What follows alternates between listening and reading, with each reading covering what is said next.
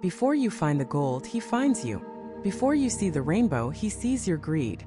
And the creature you meet at the end of it is not a cheerful, friendly elf in a green suit. He is a trickster, a hoarder, a being of immense and ancient power who views your quest for riches with cold, absolute contempt. And if you try to take what is his, he will not grant you 3 wishes. He will drag you to a watery grave without a moment's hesitation. This was the original Leprechaun, not a cartoon mascot for a breakfast cereal, not a smiling caricature on a St. Patrick's Day parade float. The being our ancestors truly feared was a solitary, malevolent entity, a guardian of treasure that was never meant for human hands. So how did we get it so wrong? How did a creature born from the darkest corners of Irish folklore, a being who would drown a king for trespassing, become a friendly, harmless symbol of luck, plastered on lottery tickets and sports jerseys from Boston to South Bend? The answer is a story of deliberate distortion, of cultural theft, and of a forgotten magic that we have traded for cheap commercialism. And in that trade, we may have lost something far more valuable than a pot of gold. To understand what was taken from us, we have to go back. Not to the 19th century stories you think you know, but further. Back to a time when Ireland was a land of mythic kings, and the veil between our world and the next was terrifyingly thin.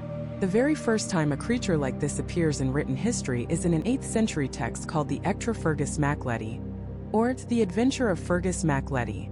And in this foundational story, there is no pot of gold. There are no rainbows. There is only the sea, a sleeping king, and 3 creatures who are about to make a fatal mistake. The name they are given is Leprechaun. It's an old Irish word that most scholars believe means small body. Notice what it doesn't mean. Leprechaun. The modern name is a corruption, a softening of the original term. And these Leprechaun were not shoemakers living under a hill. They were water sprites, diminutive, powerful beings of the ocean. The story goes that Fergus MacLeddie, the king of Ulster, fell asleep on a beach. As the tide came in, 3 of these Leprechaun emerged from the waves. Seeing a giant sleeping on their shore, they decided to drag him into the sea. They were not trying to be malicious, not in the way we understand it. For them, the sea was home. They were simply relocating an obstacle. But the shock of the cold water woke the king, and in a flash of royal fury, he seized all 3 of them. He grabbed them, held them fast in his grip, and now the tables had turned. The captors had become the captives. Here we see the first glimpse of the famous bargain. The terrified water sprites, now out of their element and in the clutches of a powerful human, plead for their lives. They offer him anything. And what does the king ask for? Not gold, not jewels. The idea of a leprechaun's treasure hoard hadn't even been invented yet. No, King Fergus asks for something far more elemental, far more impossible. He demands the ability to breathe underwater. The Leprechaun, using their otherworldly magic, grant his wish. They give him a set of enchanted earplugs or, in some versions, a magical cloak that will allow him to explore the depths of the ocean as if it were his own kingdom. But their gift comes with a terrible warning, a taboo. You may swim anywhere, they tell him. In any lake, any river, any sea. But you must never, ever go to Loch Rudrage. This is the core of the true myth. It's not about luck. It's about a transaction. A dangerous pact between the human and the supernatural. The power they grant is real, but it is conditional. It is bound by rules that defy human logic. For a time, King Fergus enjoys his new ability. He explores the sunken world, a king of 2 realms. But his human pride, his arrogance, gets the better of him. He begins to believe the magic is his own, not a borrowed gift. He forgets the warning. He forgets the power of the beings who granted it. And one day, he decides to swim in the forbidden waters of Loch Rudrage. He dives deep into the cold, dark lake. And there, in the murky silence, he comes face to face with the Mordress, a horrific sea monster. The sight is so terrifying, so utterly soul-shattering, that his face is permanently twisted into a mask of horror. His mouth is wrenched to the back of his head. He flees the water screaming, forever disfigured by what he has seen. His people, seeing his monstrous new face, decide to protect him from the truth. They remove all the mirrors in his castle. They forbid anyone from ever mentioning his appearance. They try to shield their king from the consequences of his broken promise. But you cannot hide from a supernatural debt. The magic of the Leprechaun was a contract. and the penalty for breaking it was absolute. Years later, a servant girl, in a moment of anger, finally tells the king the truth of his own reflection. Enraged and shamed, Fergus returns to Loch Rudrage, seeking not redemption but revenge. He dives into the water sword in hand to slay the beast that ruined him. The battle rages for a day and a night, and the entire loch turns red with blood. Fergus slays the monster, but he dies from his wounds in the process. His story becomes a cautionary tale, a warning whispered across the centuries, a warning about the true price of dealing with the little people. They don't guard gold, they guard boundaries. They are the gatekeepers between our world and a world of immense, terrifying power. Their treasure is the magic of the old world, and they do not give it away for free. So where did the shoemaking come from? And the pot of gold? How did this formidable, dangerous water spirit crawl out of the sea, abandon his ancient home, and set up a cobbler's shop under a mushroom? This transformation is not an accident. It's not a gentle evolution of folklore. It was a deliberate process, a systematic defanging of a powerful pagan symbol. As Christianity spread across Ireland, the old gods and spirits couldn't be erased, so they were diminished. They were demoted. A powerful nature deity becomes a mischievous fairy. A fearsome guardian of forbidden magic becomes a grumpy, solitary craftsman, obsessed with a very specific, very mundane trade: making shoes. Think about the symbolism. A shoemaker is a servant. He is a laborer who works for others. He deals in the most earthly of items, things that bind you to the ground. This was a way to take the Leprechaun, a being who could grant the power to transcend the elements, to breathe water, and chain him to the soil. His magic was replaced with a simple, repetitive craft. He was made small, not just in stature but in significance. The stories began to change. He was no longer a being of the water, but of the earth, often living in a hollow hill or a fairy fort, the ancient burial mounds that dotted the Irish landscape. These mounds, known as sidhi, were believed to be portals to the otherworld, and the leprechaun was recast as a kind of lonely gatekeeper. But even in this diminished form, a shadow of his former power remained. He was still a trickster. He was still fiercely protective of his domain and his property, and that property was slowly but surely turning into gold. The folklore began to suggest that these fairy shoemakers were also the bankers of the otherworld, tasked with guarding the treasures of the old, pagan gods that were now buried deep within the earth. The gold wasn't his gold. He was merely its warden, and capturing him wasn't a simple matter of luck. It was an act of profound spiritual trespass. If you could catch him, you could force him to reveal the location of the treasure. But he would use every ounce of his cunning, every trick of his trade, to deceive you, to mislead you, to make you look away for just a single fatal second. Because the moment you broke your gaze, he would vanish, and you would be left with nothing but the bitter taste of your own greed. This is the creature that would eventually cross the Atlantic, arriving in America with millions of Irish immigrants. But the being that landed on our shores was already a shadow of a shadow, a myth twice removed from its terrifying origin. And America, in its infinite capacity for reinvention, was about to shrink him down one last time. To understand this final transformation, you have to understand the world these immigrants stepped into. America in the mid-19th century wasn't a welcoming committee with open arms. It was a crucible. For the Irish fleeing a land of starvation and oppression, it was a chance at life, but it was also a brutal new reality. They were crammed into tenements in cities like New York and Boston. They built the canals and the railroads, their bodies broken by the labor. And they were met with suspicion and outright hatred. Signs reading "No Irish Need Apply" were a common sight. They were stereotyped as lazy, drunken, and brutish. They were the other. In the face of this hostility, a community turns inward.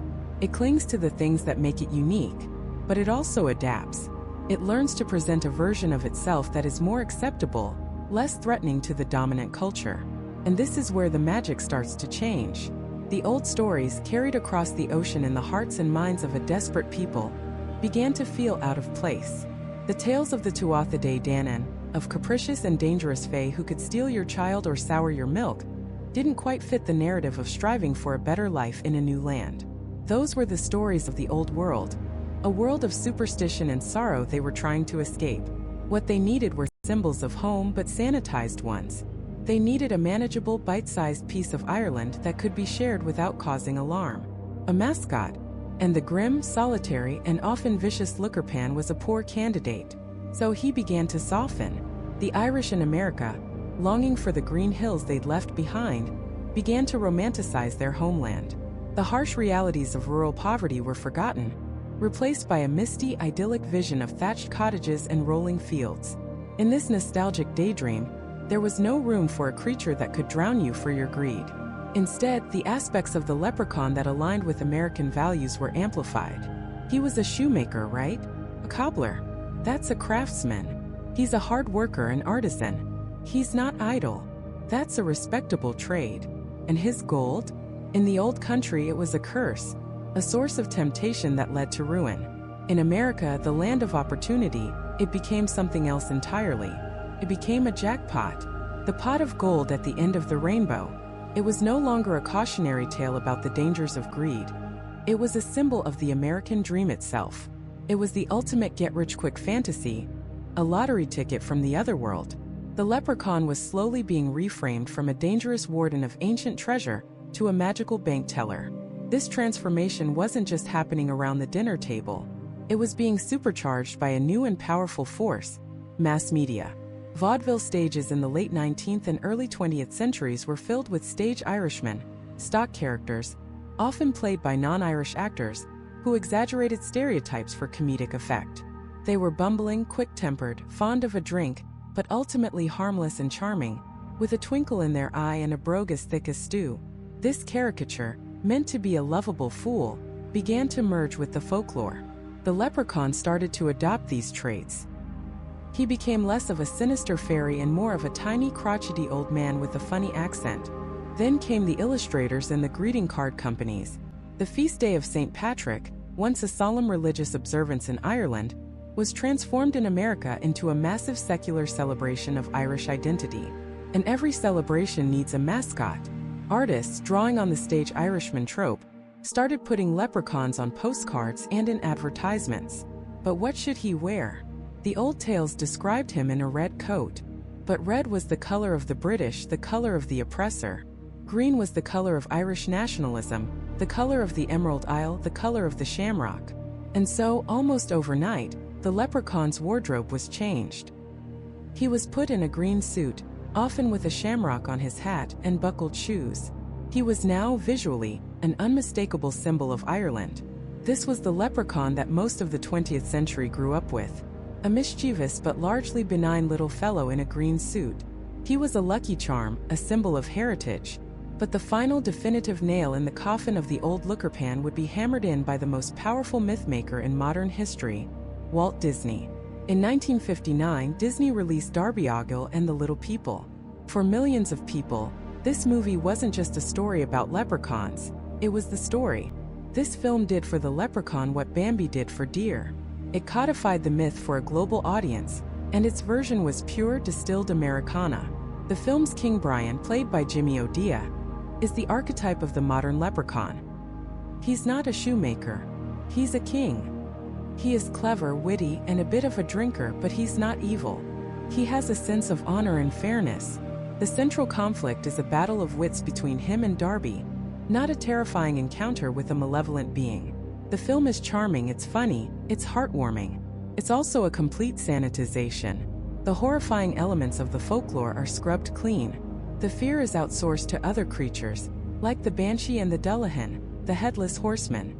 The leprechauns themselves are just a society of fun-loving, gold-hoarding little men. And visually, Disney sealed the deal.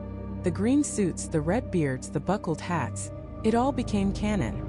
After Darby O'Gill, this was the only leprechaun anyone could picture. The ancient, terrifying trickster was gone, replaced by a lovable rogue from a family-friendly movie. America had not only adopted the leprechaun, it had remade him in its own image. Optimistic, approachable, and commercially viable. And oh, was he viable? If Disney cemented the leprechaun's image, corporate America launched him into the stratosphere of commercial iconography. Just 5 years after Darby O'Gill in 1964, the General Mills Company introduced a new breakfast cereal. It was oat cereal mixed with colorful marshmallows shaped like pink hearts, yellow moons, orange stars, and green clovers. And its mascot? A cartoon leprechaun named Lucky.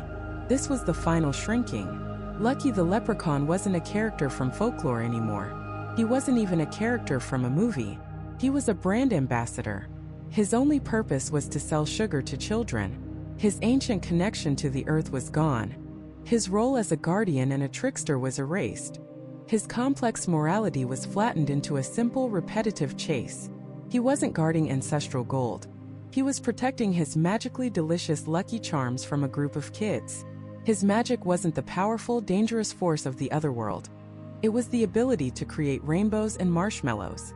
He had been reduced from a godlike figure to a fearsome fairy to a stage Irishman to a Disney character and finally to a two-dimensional cartoon on a cardboard box. The journey was complete. The leprechaun had been fully and totally domesticated. He was no longer a warning. He was a prize in the bottom of the box. We had captured him, tamed him, and made him safe for mass consumption. But in doing so, we had forgotten what he truly was. And forgotten things have a way of reminding you they exist. To understand the creature we forgot, we have to travel back, not just in time, but into the shadows of the Irish countryside, into the damp, cool stone cellars of old farmhouses where the air is thick with the sweet, heavy scent of fermenting apples. Because this is where his other half lives. His darker brother. Some say his true self. They call him the Cluricaun. Imagine, if you will, the leprechaun. Now, strip away the jolly green suit and the quaint little hammer. Keep the small stature, the old face, the otherworldly power. But now, soak him in whiskey and rage. Give him a perpetual sneer instead of a twinkle in his eye. This is the Cluricaun. He's not a cobbler. He has no interest in honest work. His only trade is chaos. His only currency, fear and fine wine. While the leprechaun is famously solitary, the Cluricaun is a homebody, but not in a way you'd ever want. He attaches himself to a specific family's wine cellar or brewery, and at first his presence might seem like a blessing. He's a guardian of the casks. As long as the family treats him with respect, and leaves him a nightly offering of the good stuff, he'll protect the cellar from thieves and ensure the wine never sours. He's the supernatural equivalent of a security system and a quality control expert rolled into one.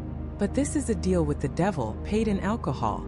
Fail to show him the proper respect, cross him, or worst of all, be lazy or slovenly in your duties, and the Cluricaun reveals his true nature. He isn't a mischievous trickster. He is a malevolent poltergeist with a drinking problem. He'll drain every cask dry overnight, not out of thirst but out of pure spite. He'll shatter bottles, torment livestock, and lead the family dog on a terrifying breakneck chase through the moors all night, returning it exhausted and trembling by morning. He is the spirit of spoilage, of waste, of everything falling apart. Folklorists and scholars have debated for centuries. Is the Cluricaun a separate entity, a cousin to the leprechaun, or are they one and the same? The most compelling and terrifying theory is the latter, that the leprechaun you meet on the road, the industrious little shoemaker, is the creature by day. But after a few drinks, when the sun goes down, he transforms. He becomes the Cluricaun. The sober, responsible artisan gives way to the destructive, hedonistic drunkard. Think about what that means. It means the creature isn't just a guardian of treasure. He's a being of pure, unpredictable duality.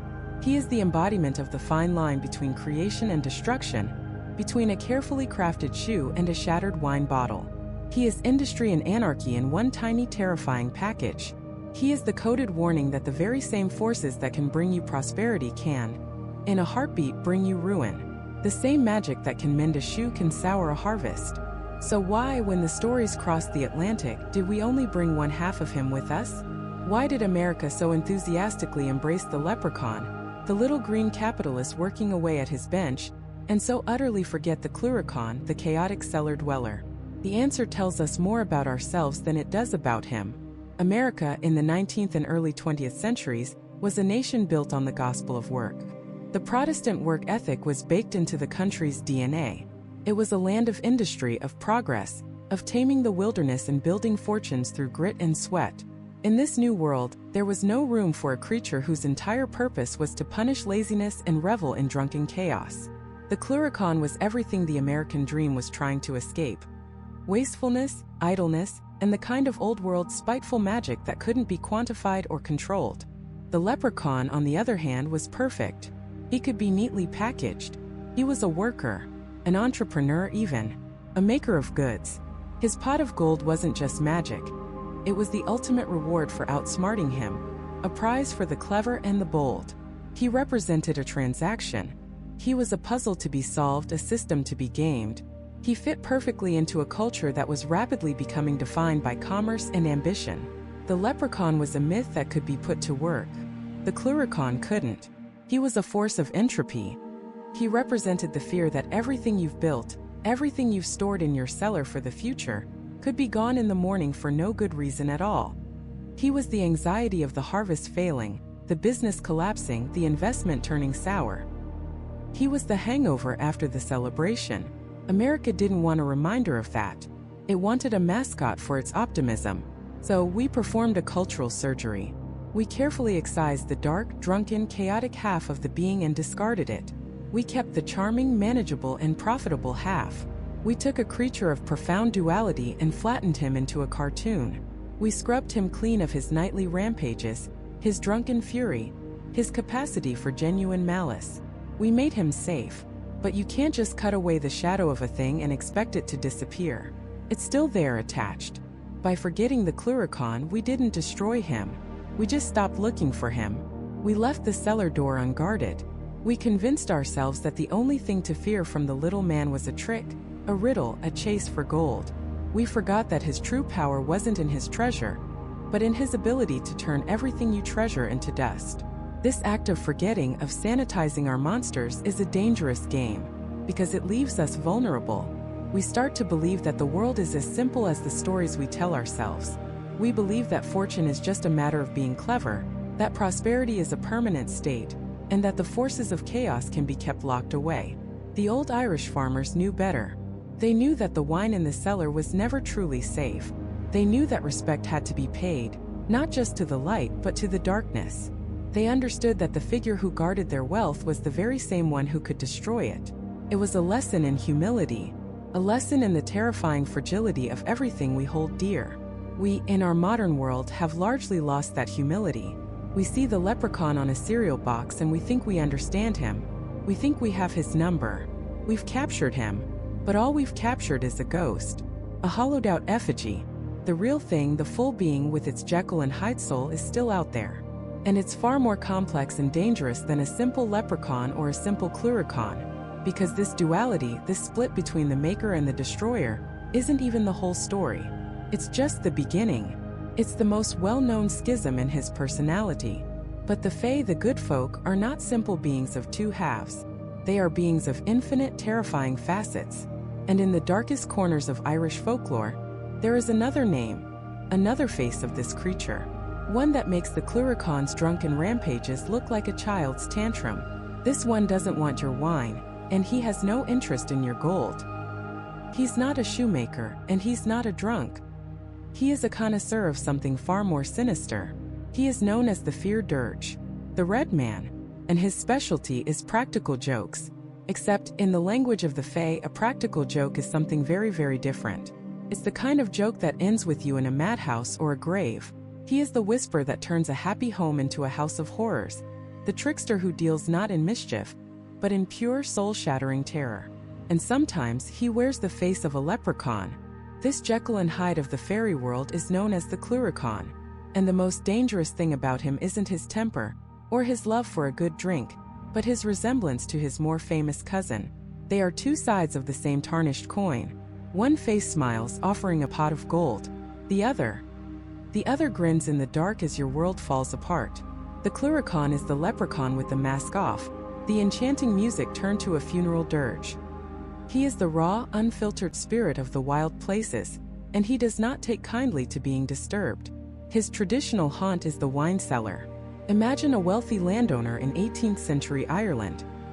He's built a grand house, his cellars are stocked with the finest French wines, and his life is good. But then things start to go wrong. A cask is found splintered, its precious contents staining the stone floor. Bottles are uncorked and drained. At first, he blames the servants. Accusations fly, good people lose their jobs. But the phantom drinking continues. Then come the sounds. A drunken singing from beneath the floorboards in the dead of night. A mocking laughter that seems to come from the walls themselves. The owner, a man of logic and reason, sets traps. They are sprung but empty. He stands guard with a musket, but sees nothing, only feeling a sudden chill and the unnerving sensation of being watched by something ancient and contemptuous. This is the Leprechaun's opening act.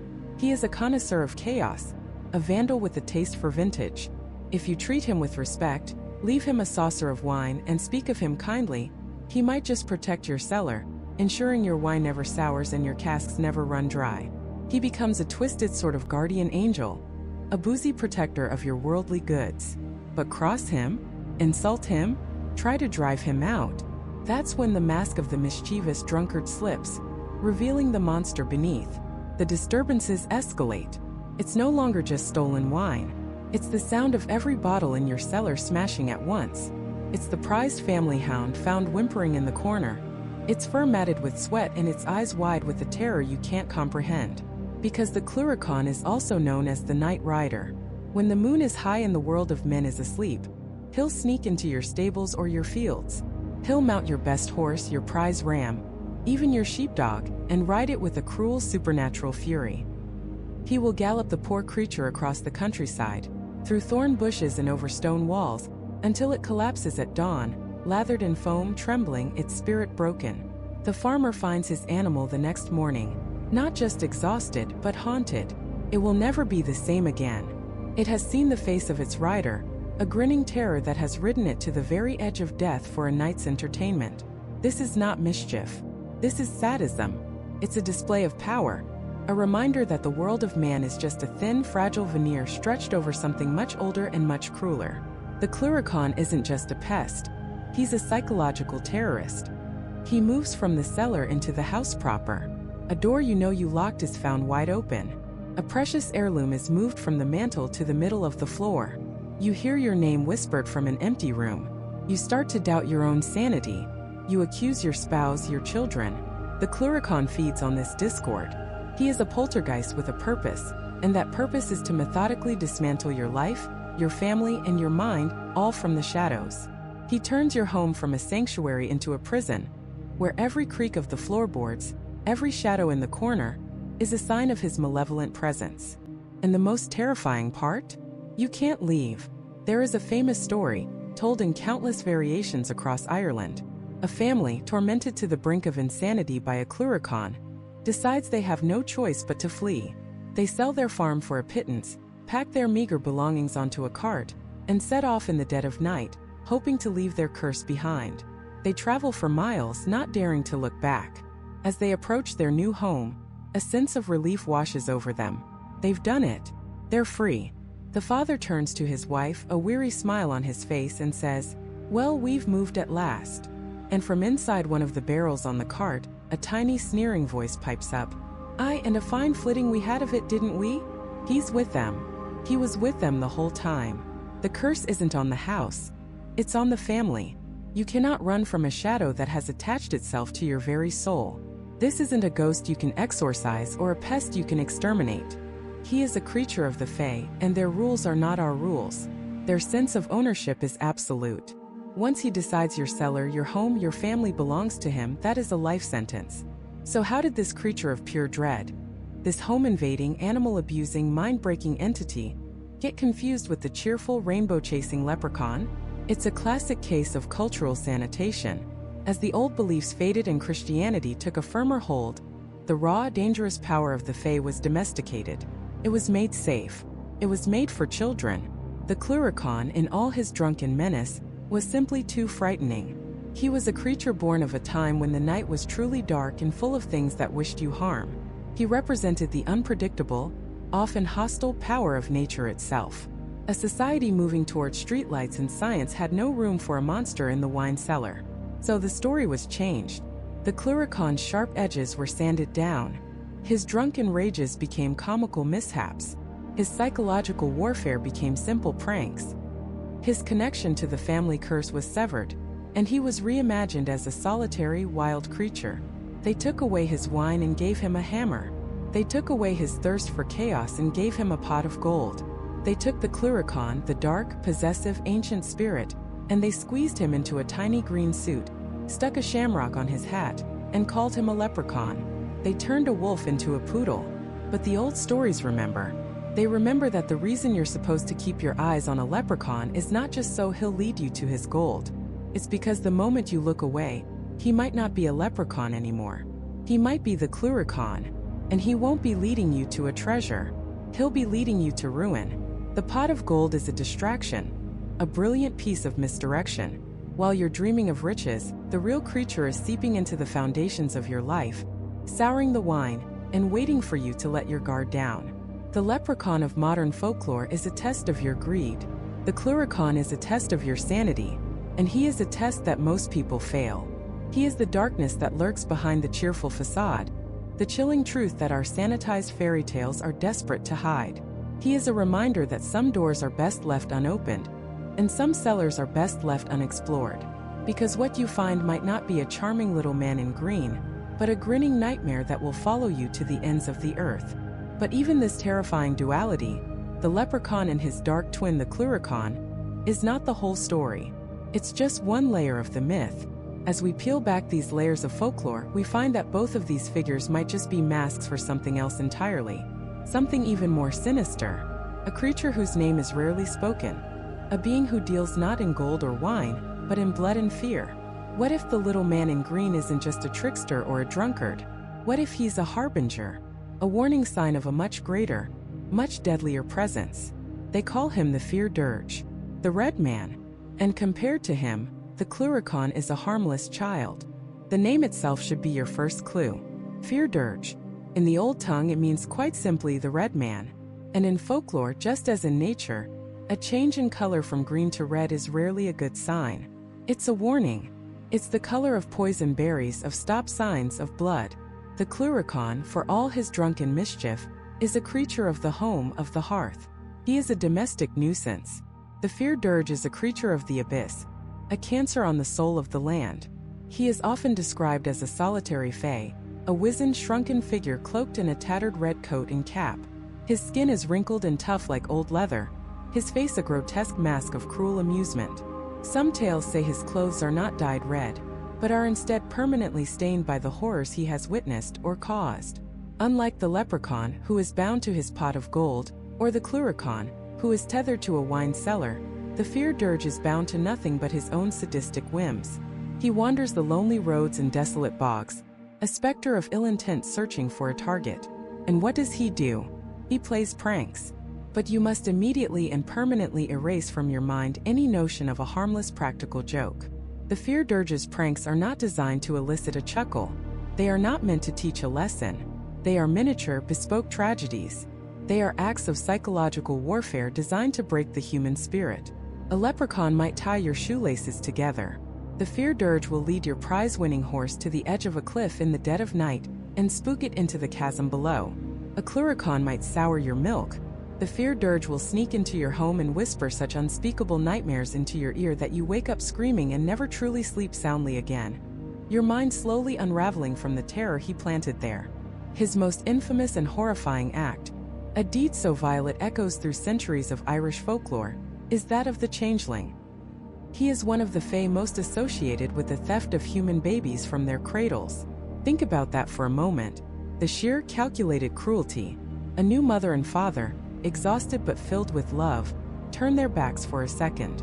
In that second, the fear dirge slips in, snatches their perfect, healthy child, and leaves in its place a sickly, withered fairy creature. This changeling, as it's called, does nothing but shriek and wail, refusing to be comforted, slowly wasting away, bringing nothing but misery and heartbreak to the family who now must care for this thing that wears their child's face. It was a folk explanation for sudden infant illnesses and disabilities. Yes, but it was born from a very real terror, the fear of a malevolent, unseen force that could steal the most precious thing in your life for no reason at all. That is the fear dirge's brand of humor. There's a story, one of the darker ones, about a farmer named Tig who was known for his arrogance. He boasted that no spirit, puka or fairy could ever get the best of him. He'd leave out bowls of milk laced with salt, and set iron traps, believed to repel the fae, around his property.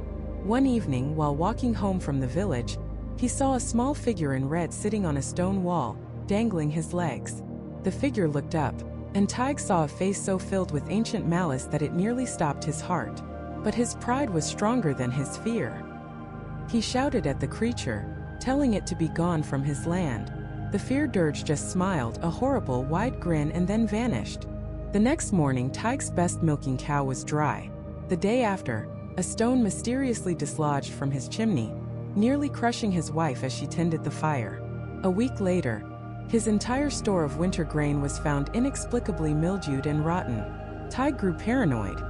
He blamed his neighbors. He accused his farmhands of sabotage. He was consumed by rage and suspicion, his life turning sour from the inside out. He stopped sleeping, convinced he could hear a faint, dry chuckle on the wind every time a new misfortune occurred. The final straw came during a storm. A single surgical bolt of lightning struck his barn, and only his barn, burning it to the ground. All his livestock, his tools, his livelihood, gone in a flash of fire and a clap of thunder. As Tig stood there in the pouring rain, watching the flames devour his entire world, he saw him. Across the field, illuminated by the blaze, stood the little man in red. He wasn't doing anything. He was just watching. And he was laughing. A silent, shaking, shoulder-heaving laugh. Tig finally understood. The creature hadn't used magic to rot his grain or kill his cows. He had simply given things a nudge. A loose stone here, a misplaced lantern there. He had orchestrated Tig's ruin with the smallest of touches, all to get to this one perfect moment. He didn't want the farmer's gold. He didn't want his wine. He wanted to dismantle his life piece by piece and watch him break. This is what separates the fear dirge from all the others. He is not just a trickster. He is a harbinger. His very presence is an omen of death and disaster. Sometimes he doesn't even need to cause the tragedy himself. He just shows up beforehand, a spectator drawn to the scent of coming sorrow. The banshee, another famous Irish harbinger, is a figure of grief. She wails in mourning for a death that is fated to happen. Her cry is one of sadness, a lament for the family she is attached to. The fear dirge is the opposite. He doesn't wail. He laughs. He finds joy in destruction.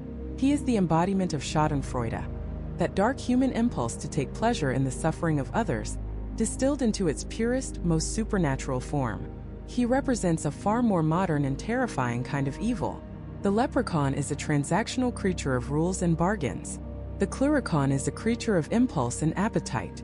But the fear dirge is a creature of pure, unmotivated malice. He is chaos for the sake of chaos. He is the arsonist who doesn't care about the insurance money. He just wants to watch things burn. He is a cosmic vandal, scrawling graffiti on the masterpiece of a person's life just to see the look on their face. This is why he's so terrifying. You can't reason with him. You can't bargain with him. There is no pot of gold to distract him, no cellar of wine to appease him. Offering him kindness is said to be the only way to potentially placate him, but it's a desperate gamble. How can you be kind to a creature whose very existence is an insult to the concept of kindness? He is a test of character with no right answer, a riddle whose solution is always your own demise. He is the chilling proof that sometimes, bad things don't happen for a reason. Sometimes they happen for a laugh. So if the green man is a symbol of luck and hidden wealth, and his drunken cousin is a symbol of excess and decay, the red man is a symbol of something far worse, the random, cruel nature of fate itself.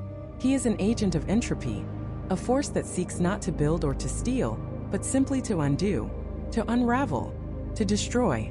But the fear dirge, for all his terror, is still just one being, one solitary agent of chaos. What happens when this malevolence isn't just a single creature, but an entire army? What happens when the Fae are not just tricking you or tormenting you, but actively hunting you? Because deep in the bogs and moors, there is another legend.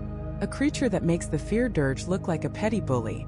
A creature that doesn't just steal children but eats them. They are known as the Dullahan, and they are the headless horsemen of Ireland. Imagine you're on a lonely country road in the dead of night. The moon is a sliver, hidden by a shroud of clouds. It's so quiet you can hear your own heartbeat, a frantic drum against your ribs. Then you hear it, a distant sound at first, a rhythmic heavy pounding. It's not a car, it's not a tractor, it's the thunder of hooves, galloping at an impossible speed, coming closer and closer. A wave of unnatural cold washes over you. a cold that has nothing to do with the night air. It's a primal soul-deep dread. Your blood turns to ice. Then you see it. A colossal black steed, its eyes burning like hellfire, sparks flying from its nostrils with every ragged breath. And on its back sits a rider, cloaked in shadow, impossibly tall. But as it draws nearer, you realize the most horrifying detail. Where the rider's head should be, there is nothing but the stump of a neck. The figure is headless. This is the Dullahan. In one hand it grips the reins of its demonic horse. In the other it carries a whip, fashioned from the vertebrae of a human spine. But it's what's tucked under its other arm that will shatter your sanity. It's the head. Its own severed head. The flesh is the color and texture of moldy cheese, rotten and putrid. But the eyes are not dead. They are small, black, and constantly darting, scanning the darkness, the fields, the road ahead.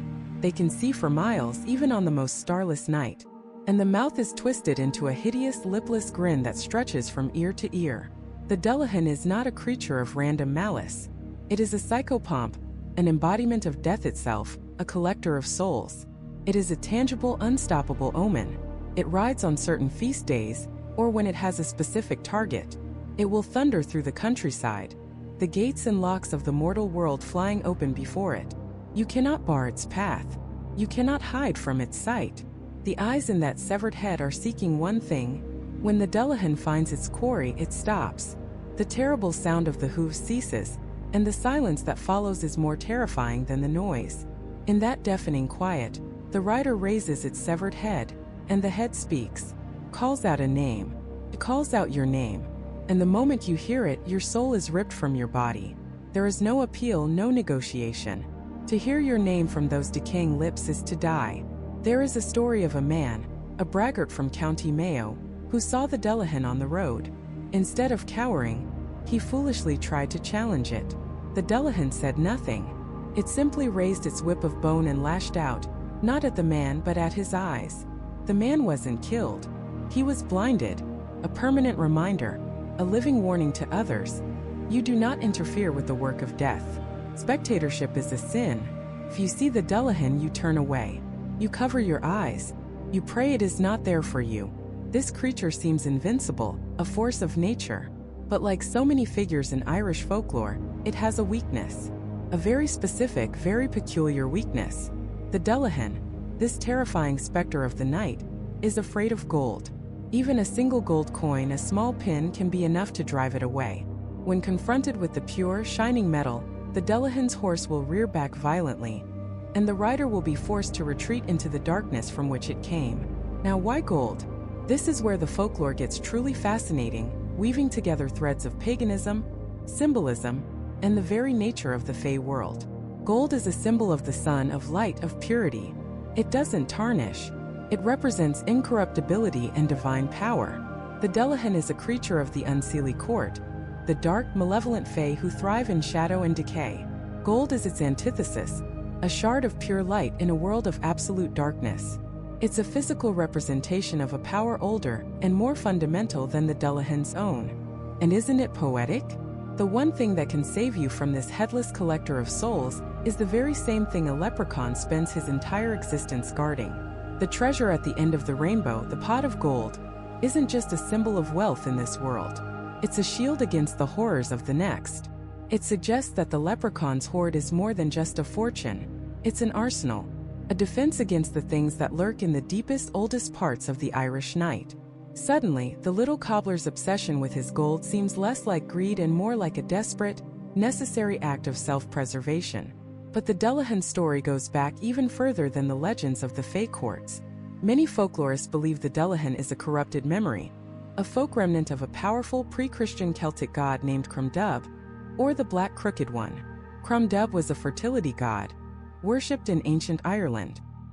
He was a demanding deity. While he could bring a bountiful harvest, he required a terrible price, blood sacrifice. And his preferred method of sacrifice was decapitation. The act of severing the head was deeply symbolic to the ancient Celts. They believed the head was the seat of the soul, the source of a person's power and identity.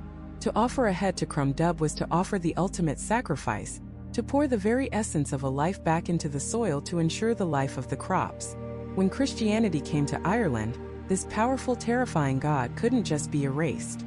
So he was demonized. He was twisted and transformed from a god who demanded heads into a monster who hunts for them.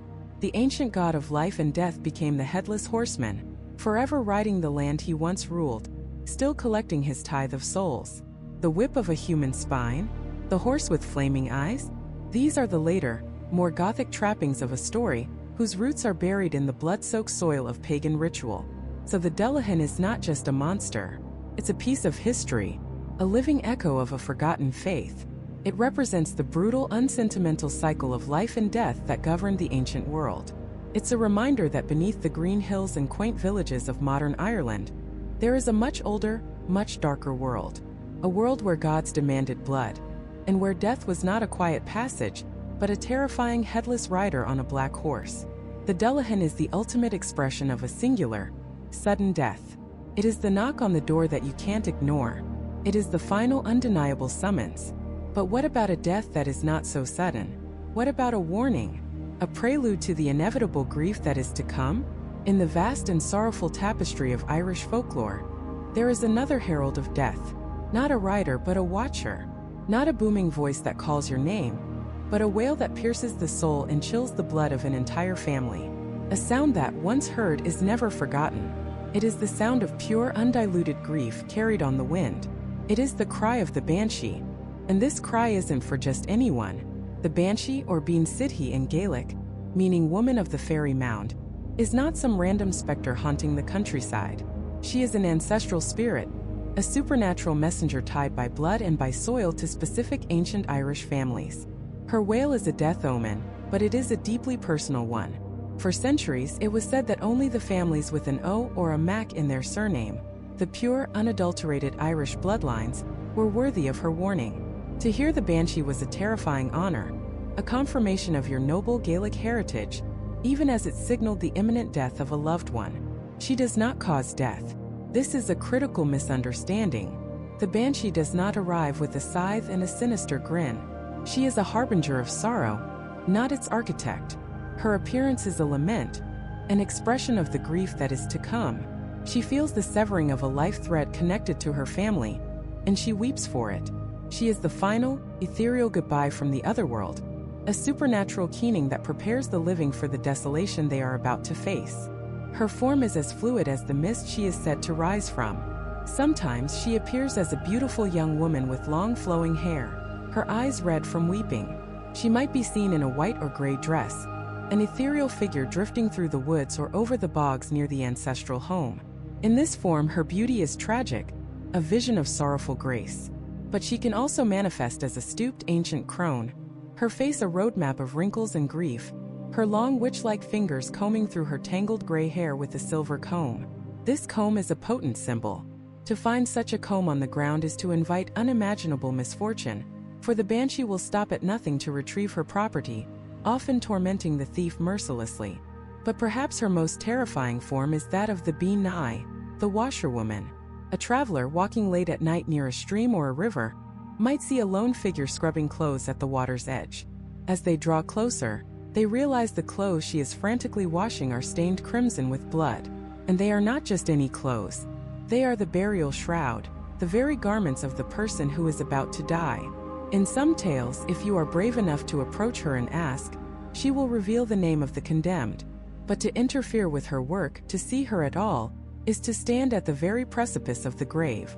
The banshee is a stark reminder that the Irish otherworld is not a place of whimsical sprites and friendly elves.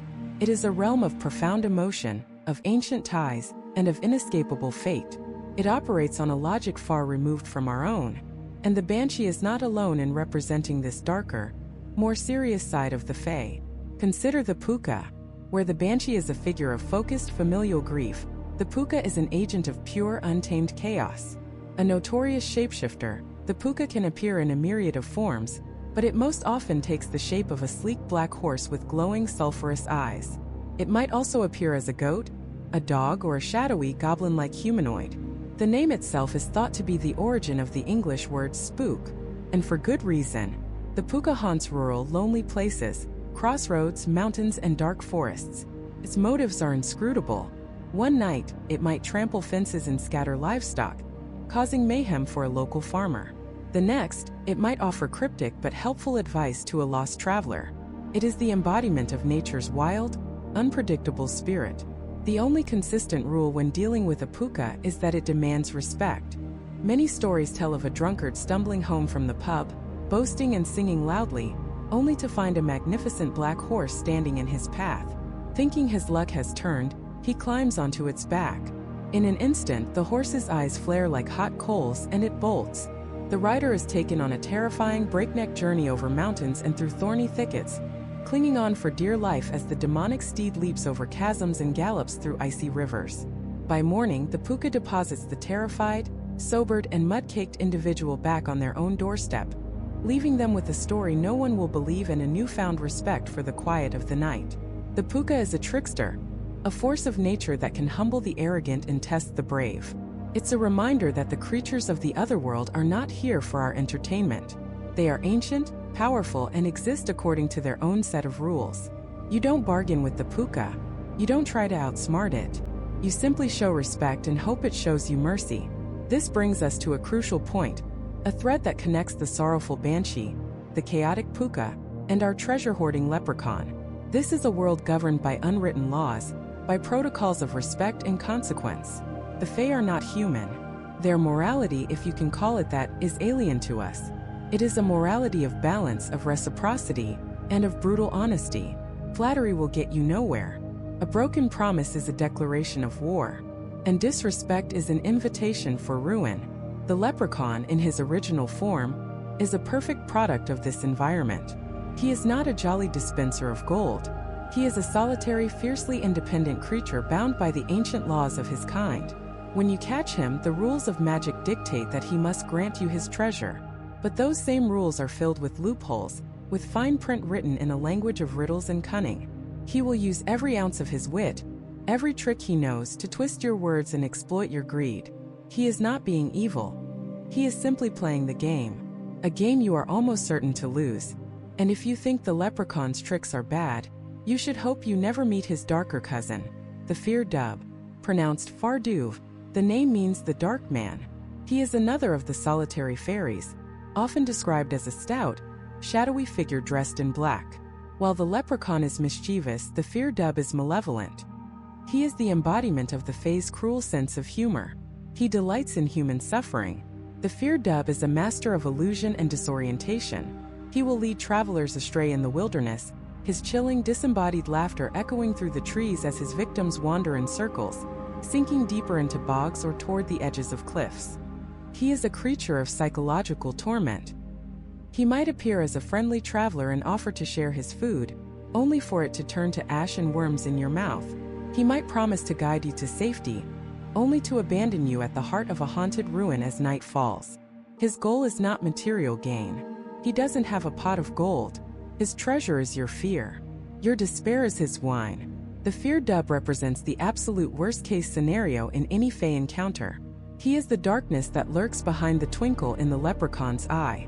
He is the reminder that for every story of a clever human winning a pot of gold, there are 100 untold tales of humans who were led into madness, ruin, or an early grave. The banshee warns of death, the puka threatens chaos, but the feared dub promises a personal, terrifying, and intimate destruction. These figures, the wailing woman of grief, the wild horse of chaos, the dark man of malice, are not separate, isolated monsters. They are facets of the same world. A world that is deep, ancient, and utterly indifferent to human prosperity. It is a world of power, of magic, and of rules. And the leprechaun, our little shoemaker, is not some cheerful outlier. He is a gatekeeper, a test. He sits at the threshold between our world and his, a living embodiment of the high-stakes game you play when you meddle with the Fae. His gold is the bait, but the hook is attached to a line that runs deep into the shadows, a line held by forces you cannot begin to comprehend. And breaking the rules of that game, whether through greed, disrespect, or foolishness, has consequences far worse than simply walking away empty-handed. It means inviting the attention of the things that wait just beyond the veil. And this is where the stories turn from charming folktales into chilling cautionary tales. Because the Fae, in all their forms, are beings of rules, of contracts, and of balance. The leprechaun, as their most frequent point of contact with our world, is often the enforcer of these rules. He is the test, and humanity so often fails. Consider the story of Seamus O'Malley, a farmer with land that was more rock than soil and a heart full of envy. He didn't just want a better life. He wanted the best life, a life better than all his neighbors combined, and he didn't want to work for it. He spent his days dreaming of gold and his nights studying the old ways, not out of respect but for exploitation. He learned the ways to track the Fae, the signs of their passage, and the methods for their capture. One evening, under a sliver of a moon, he found one, a leprechaun tapping away at a tiny boot, his concentration so absolute that Seamus managed to snatch him, trapping him in a thick burlap sack. The fury of the captured creature was immense, a whirlwind of tiny fists and ancient curses. But Seamus held fast. He knew the rules. He had power over the creature now, and he was owed a price for its freedom: 3 wishes. The leprechaun, his eyes like chips of emerald ice, fell silent. The game was afoot. "State your desires, mortal," he hissed, the voice ancient and resonant, "and be freed of me." Seamus, thinking himself the cleverest man in all of Ireland, grinned. "For my first wish," he declared, "I want my rockiest field, the one on the western slope, to grow gold coins as plentiful as potatoes." The leprechaun's lips curled into something that was not quite a smile. "Done," he whispered. Seamus rushed home, leaving the leprechaun under the watchful eye of his wife, and ran to the western slope. It was true. The earth was upturned, and gleaming in the moonlight were thousands upon thousands of gold coins, winking like fallen stars. He was rich beyond his wildest dreams. But when he bent to pick one up, it was cold. Not just cool to the touch, but a deep biting cold that seemed to suck the warmth from his very bones. And the field itself was dead. The soil was gray and lifeless, and a faint sickly mist hung over the golden harvest. Nothing would ever grow there again. Unsettled but undeterred, Seamus returned. "A clever trick," he told the leprechaun, "but I am not so easily fooled. For my second wish, I want the respect of all my neighbors. I want them to look at me with awe, to know that I am a man of great power and substance." Again that cold, knowing smile. Done. The next day, when Seamus walked into the village, a hush fell over the market. People didn't just step aside for him, they recoiled. They looked at him not with respect, but with pure, undiluted fear. They saw the touch of the unnatural on him. They saw the coldness of the cursed gold reflected in his eyes. His old friends crossed the street to avoid him. Children who once played in his yard now ran screaming. He was no longer Seamus O'Malley, their neighbor. He was a man who had trafficked with the other world, and he was tainted by it. He had his awe, but it was the awe one feels for a plague. His wealth meant nothing. He was utterly, terrifyingly alone. His wife began to look at him with the same fear as the villagers. His children grew quiet and distant. The gold coins piled up in his house, each one a cold stone on his soul. In desperation, he went back to the leprechaun for his third and final wish. "You've ruined me," he screamed, his voice cracking with despair. "This gold is a curse. This respect is a prison. I wish I had never been so foolish. I wish to be free of it all. I wish to go back to how things were." The leprechaun's eyes glinted with a terrible final light. For the first time he truly smiled. "Your most honest wish," he said, "and it is granted." And in that instant, Seamus O'Malley was gone. Not dead. Something far worse. The gold in his house vanished. The fear in the villagers' eyes was replaced with nothing. They no longer knew his name. His own wife and children looked at him as a stranger, a beggar who had wandered onto their property, and they shooed him away with pity and a crust of bread. He was free of the curse, yes, but he was also free of his home, his family, his name, his very existence. He was erased from the world he had tried to cheat. He became a nameless wanderer, forever remembering a life that no one else did. This story isn't about an evil leprechaun. It's about a foolish man. The Fae being didn't act out of malice. It acted as an agent of balance. Seamus's wishes were born of pure greed, a desire to get something for nothing, to shatter the natural order for his own benefit. The leprechaun simply gave him exactly what he asked for, with all the natural consequences attached. A field that grows gold cannot also sustain life. A born of unnatural power is not respect. It is fear. Freedom from a foolish bargain means freedom from everything connected to it. The leprechaun held up a mirror, and Seamus was destroyed by his own reflection. This is the true nature of the pact. It's a metaphysical contract where the fine print is written in the laws of the universe itself. To try and trick a leprechaun is to try and trick reality. And reality always wins. The consequences Seamus faced were that thinning of the veil we spoke of, the life-draining cold of the gold, the primal fear he inspired in others. That was the touch of the other world bleeding into ours. He broke the rules and the world broke him in return. Now think about the image we have today. The cheerful little man on the cereal box. The plastic smiling decoration for St. Patrick's Day. The harmless cartoon character sliding down a rainbow. We have, as a culture, performed the ultimate act of hubris. We've taken this ancient, powerful, and deeply dangerous being, this gatekeeper of cosmic law, this tester of souls, and we've turned him into a joke. We've stripped him of his power, his dignity, and most importantly, his warning. We talk about the luck of the Irish, but we've completely misunderstood the term. The original concept of Irish luck had nothing to do with finding a pot of gold. It was about having the good sense and fortune to avoid the attention of the things that guarded it. True luck was walking home at night and not stumbling into a fairy ring. True luck was having a cow that gave good milk because you'd left a saucer out for the household spirits, not because you'd won the lottery. It was a luck based on careful navigation, on respect, on knowing your place in a world far older and stranger than our own. The leprechaun we've created is a symptom of our modern arrogance. We've convinced ourselves that the old world is dead, that magic is gone, that all its agents are nothing more than silly stories to amuse children. We've put the formidable shoemaker in a green tuxedo and taught him to sell us marshmallows. We laugh at the very idea that such a creature could hold any real power, that its rules could have any real-world consequences. But what if that's the most dangerous trick of all? What if, by convincing us they are harmless, they have made us more vulnerable than ever before?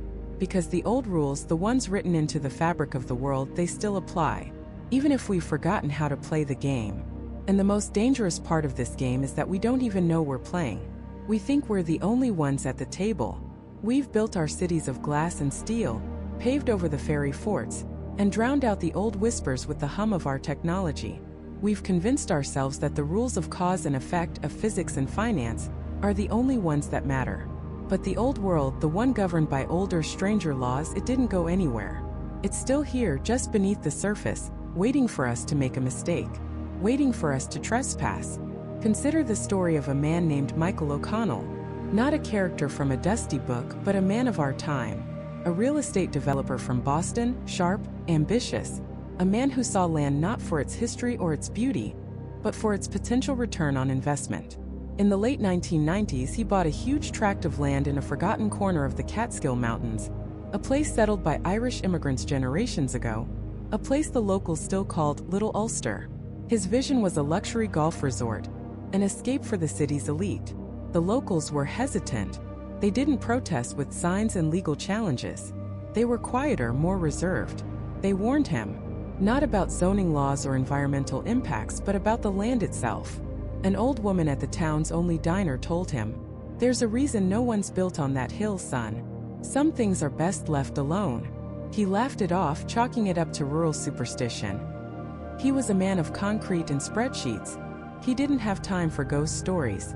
His first mistake was the hawthorn tree. It was a massive, ancient tree, gnarled and twisted, that stood alone on the highest point of the property, the future site of his clubhouse. His surveyors told him it had to go. An old farmer, whose land bordered the property, came to see Michael. He didn't threaten. He pleaded. He said, "That tree, it's a marker. It's a gateway. You cut that down, you're not just clearing land. You're breaking a treaty you don't even know you signed." Michael, ever the pragmatist, offered the man a generous sum for his troubles, assuming it was a shakedown. The farmer refused the money, looked at him with a deep, profound sadness, and just walked away. The next day, the chainsaws roared, and the ancient hawthorn fell. The first rule, the rule of respect for boundaries, had been broken. First, everything was fine. Construction began. But then the small things started. A series of inexplicable equipment failures. A brand new excavator throwing a rod. A generator that kept shorting out, despite being checked by 3 different electricians.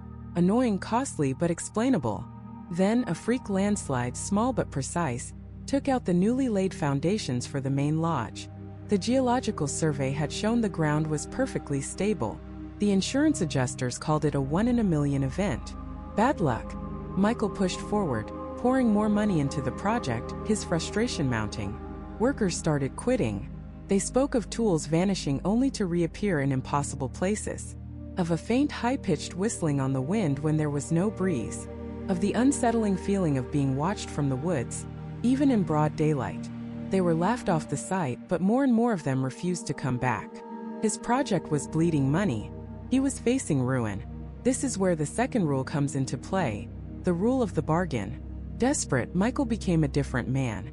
The confident developer was replaced by a haunted, frantic gambler looking for one last roll of the dice. He went back to the town, not to laugh at their superstitions but to seek them out. He found that same old woman in the diner. He asked her, his voice cracking, what he could do. She looked at him, her eyes devoid of pity. She told him of the old ways, of leaving an offering, not of money. Money is an insult. It's a human invention, it has no value in that other world. An offering of something precious, something of yourself. You have to show you understand the price, she said. You have to make a deal. That night, Michael O'Connell went back to the stump of the hawthorn tree. The story gets murky here, pieced together from what he later told his estranged wife in a rambling, terrified phone call. He brought a bottle of the finest Irish whiskey he owned, a 25-year-old single malt. He poured it onto the stump. Then he took out his grandfather's gold pocket watch, the one thing he truly treasured, his only link to the man who had scraped his way out of poverty in Ireland. He placed it in the hollow of the stump, and he spoke aloud to whatever might be listening. He apologized, and he asked for help. He promised anything if his project could just be finished. He made a bargain in the dark on desecrated land, with a power he didn't begin to comprehend. And the bargain was accepted. The next morning, the bad luck stopped. Construction moved at a blinding pace. A new investor appeared out of nowhere, a silent partner from an overseas firm who injected millions into the project with no questions asked. The weather was perfect. The resort was completed in record time. It was a stunning success. Michael O'Connell was hailed as a genius, a visionary who had stared down bankruptcy and won. He was richer and more successful than he had ever dreamed. He had gotten his pot of gold, but he never set foot in the resort again. His wife left him.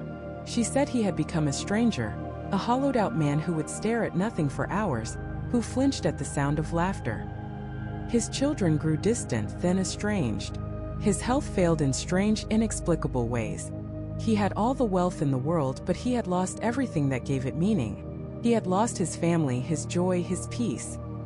He had given an offering of something precious, the watch, but the entity he bargained with had taken something far more valuable in return: his life's happiness.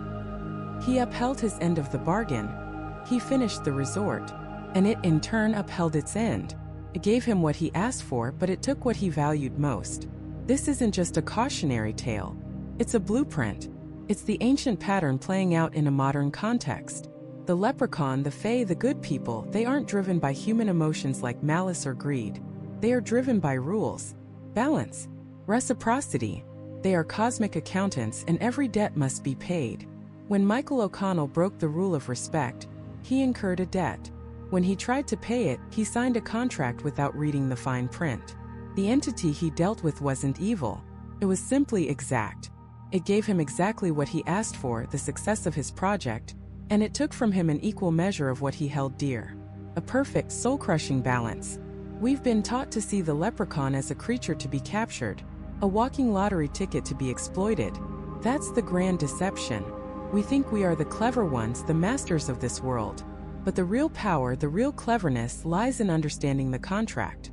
And we have thrown the contract into the fire.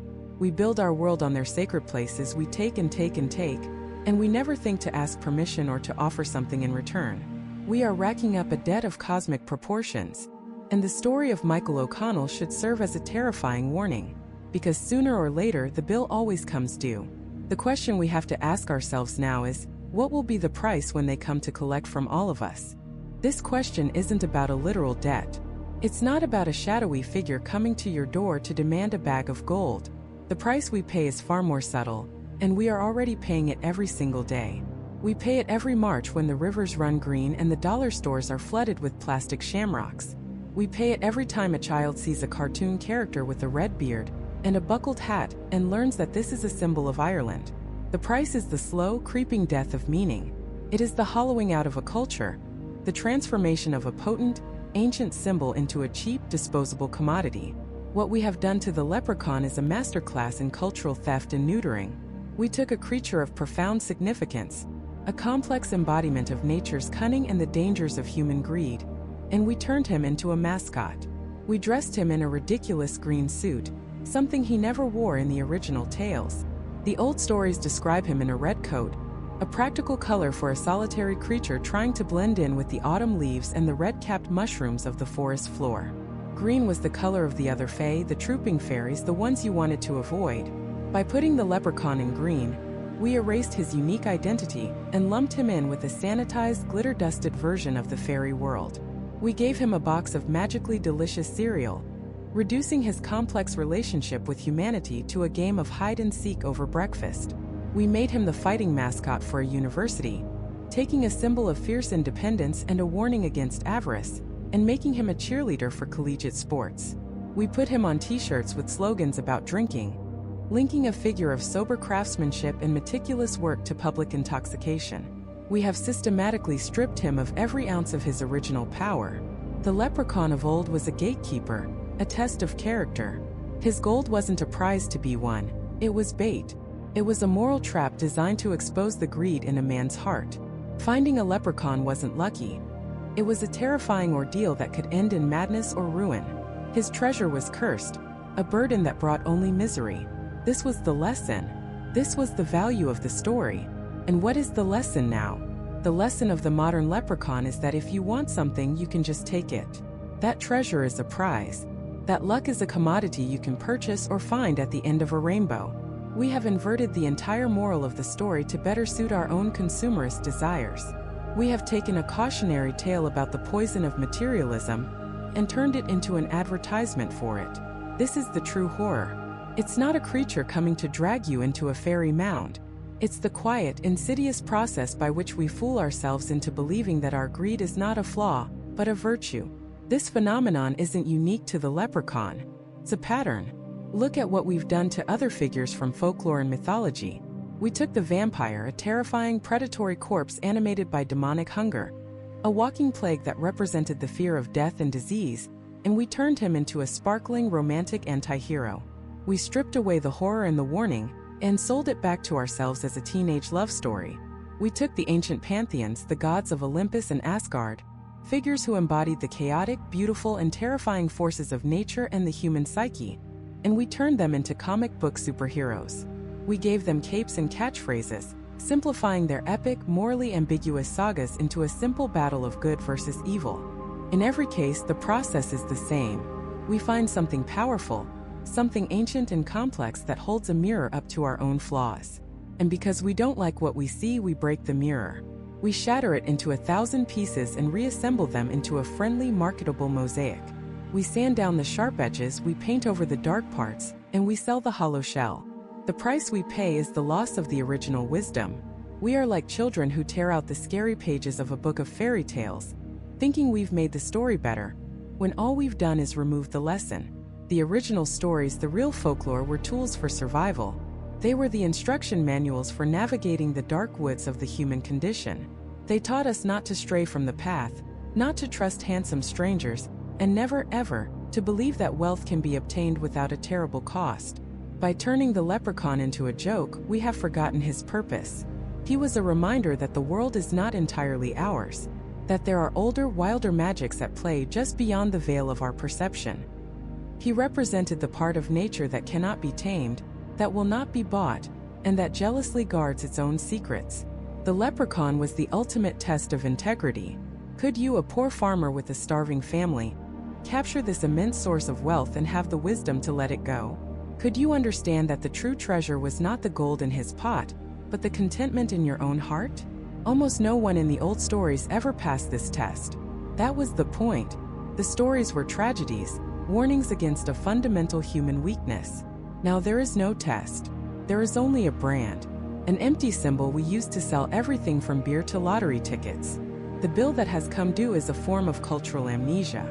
We've traded our inheritance for a handful of trinkets. We have allowed a deep and meaningful part of a rich culture to be flattened into a one-dimensional caricature, all for the sake of a holiday and a few marketing campaigns. The true gold of the leprechaun was never the metal in his pot, it was the wisdom in his story. And we have let that treasure slip through our fingers. We let it go, not out of wisdom but out of ignorance. We didn't even realize we had it. So the leprechaun waits.